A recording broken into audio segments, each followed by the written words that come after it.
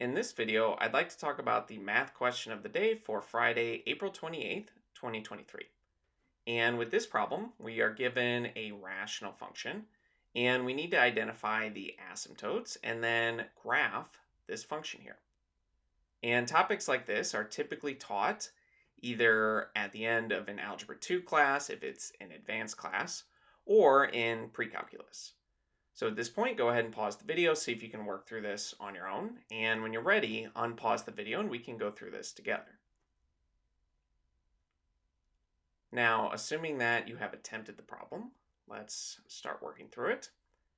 And rational functions can be a little bit tricky since there are certain values that we cannot plug into this function. There are certain values that lead to division by 0. And we can start by finding those values, since those will be our vertical asymptotes, usually, though sometimes they are wholes. And the best way to determine if those x values that make this denominator equal to 0 give us asymptotes or wholes is to factor both the numerator and the denominator. So we can start by doing that.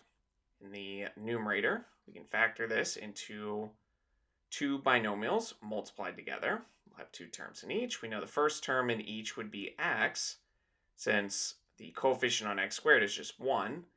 And these constant terms, we know they have to multiply to -2, but add to +1. So we can do +2 and 1 for that. Since those numbers will meet our conditions, they multiply -1, they multiply to -2, and they add to +1. So we have x plus 2 and x minus 1. Of course, you can check this by just re-multiplying everything out. And with our denominator, you can notice that it's a difference of 2 squares. Though before we look at that, let's actually factor 4 out. We can factor out the greatest common factor from each. And when we pull 4 out from each of these terms, we would get x squared minus 4, which I'll write as 2 squared, so that we can recognize that this is a difference of 2 squares. And I'll just rewrite the numerator. Now, with a difference of 2 squares, we can factor it into a product of two binomials, where let's say we have a squared minus b squared. This always factors to a minus b multiplied by a plus b.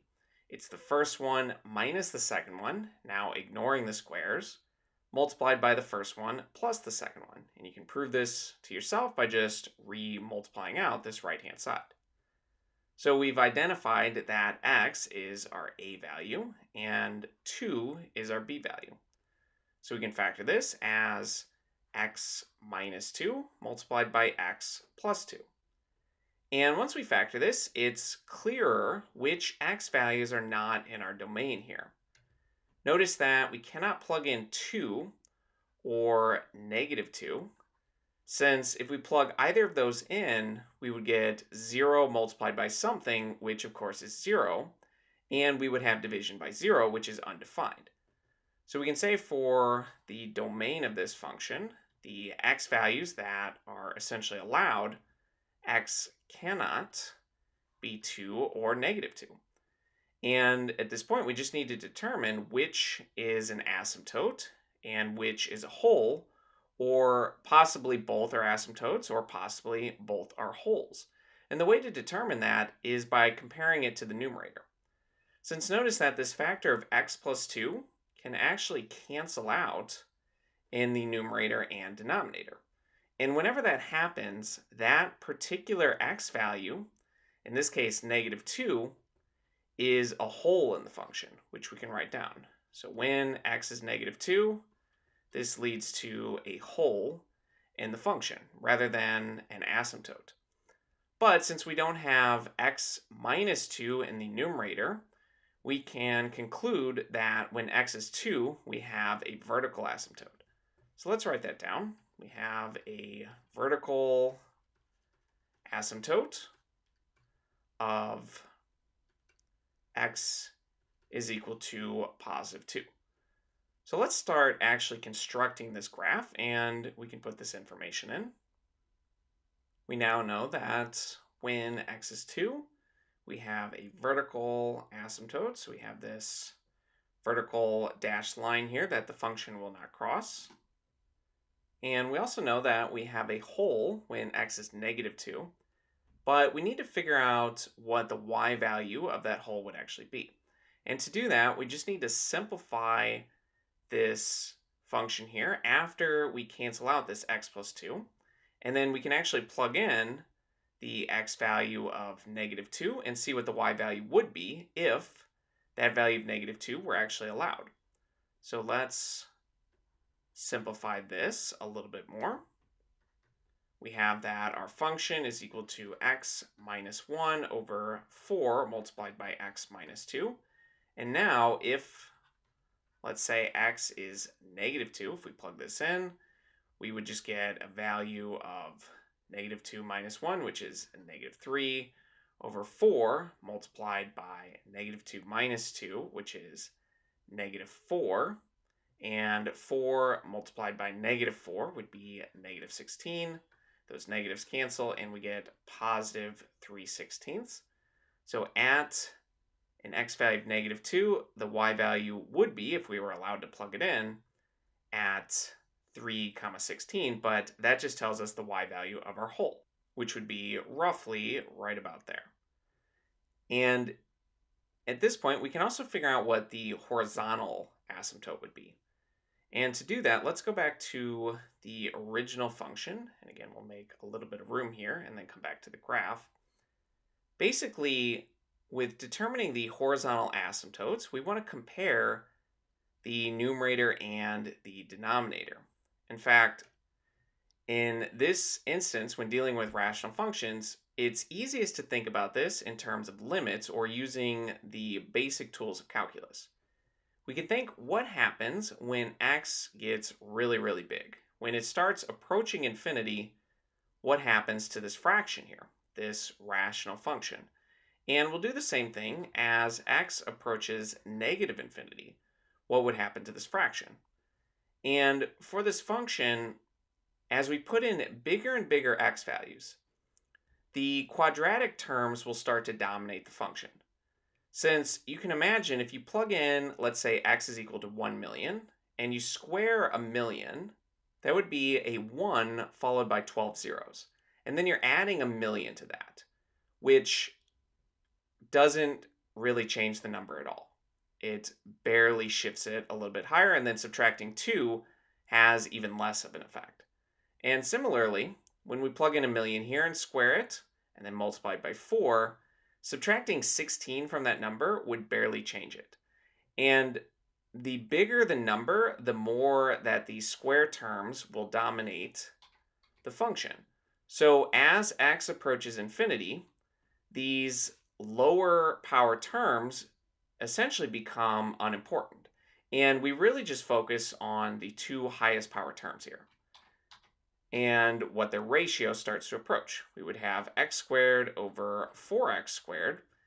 And since we have x squared in the numerator and the denominator, notice that we would end up with this fraction 1/4 if we just cancel this out, since something divided by itself is equal to 0. So as x approaches infinity, this function f of x starts to approach this fraction 1/4.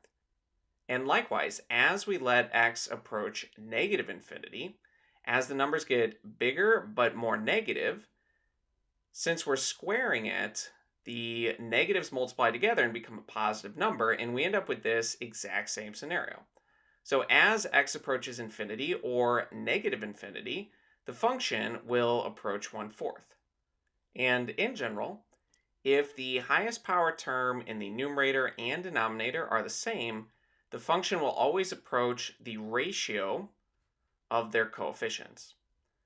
Now, if the degree of the denominator is bigger, then the function will always approach 0 for the horizontal asymptote because the denominator will grow much faster than the numerator and the fraction will get smaller and smaller.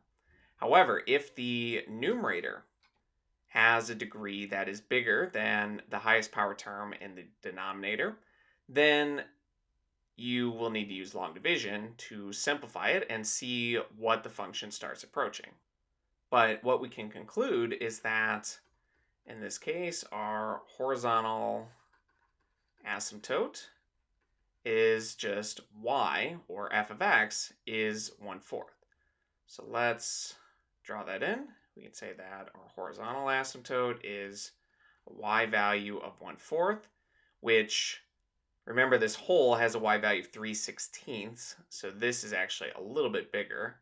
So we need to be careful with how we draw this. The dashed lines will be slightly above this, and this is not a perfectly accurate drawing, but it can at least give us a rough idea. If we want a perfect picture, we will use a graphing calculator or some type of software to plot this for us.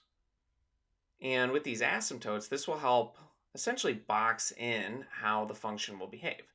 And we can see that we have a value, even though it's undefined here, this value is in this section here of our asymptote. So we know the function will be down here.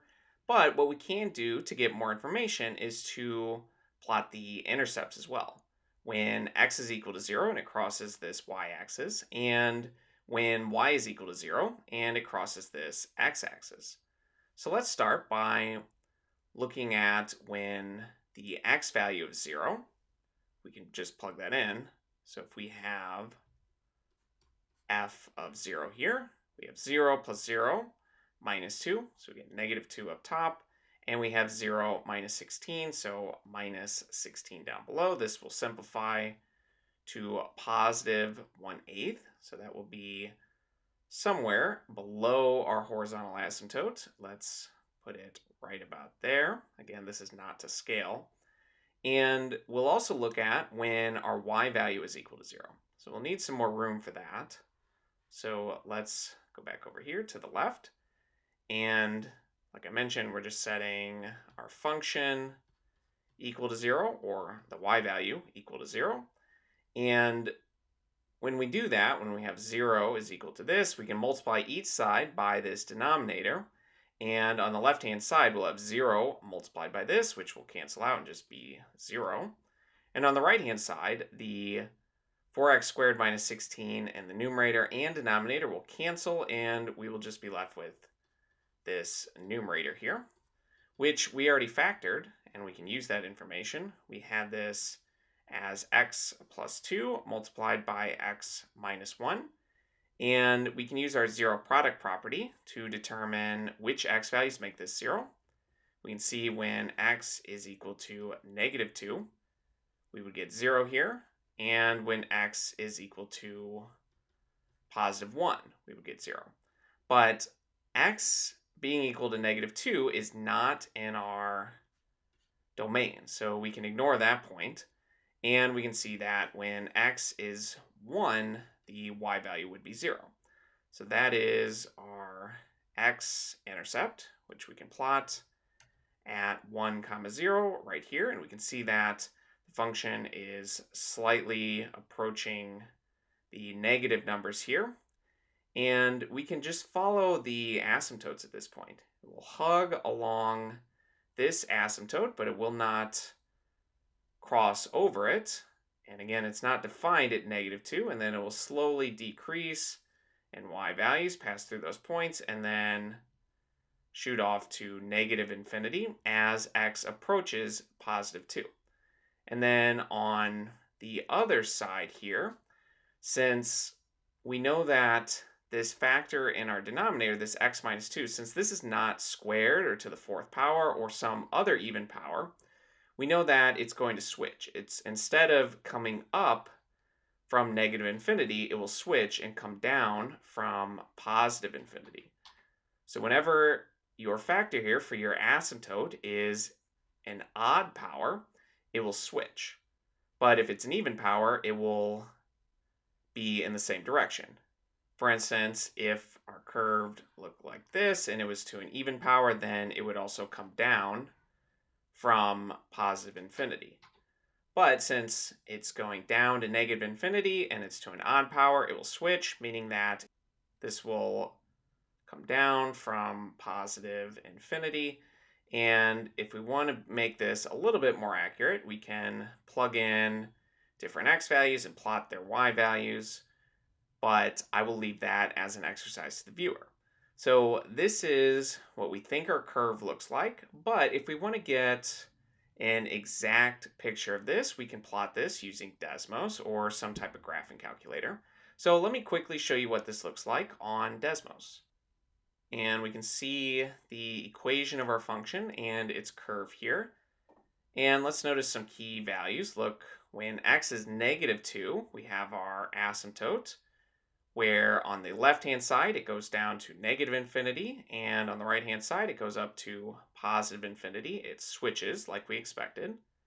We can see our x-intercept at 1, 0, our y-intercept at 0, 1/8, and we can see when x is -2, it's hard to get it exactly on there, but at -2 we can see it's undefined. And as the x values get more and more negative, notice that it hugs that horizontal asymptote, always staying below 0.25 or 1/4, whereas on the right-hand side we see something similar, but now it's always staying above 0.25. So the graph we drew looks and matches up with the computer graph.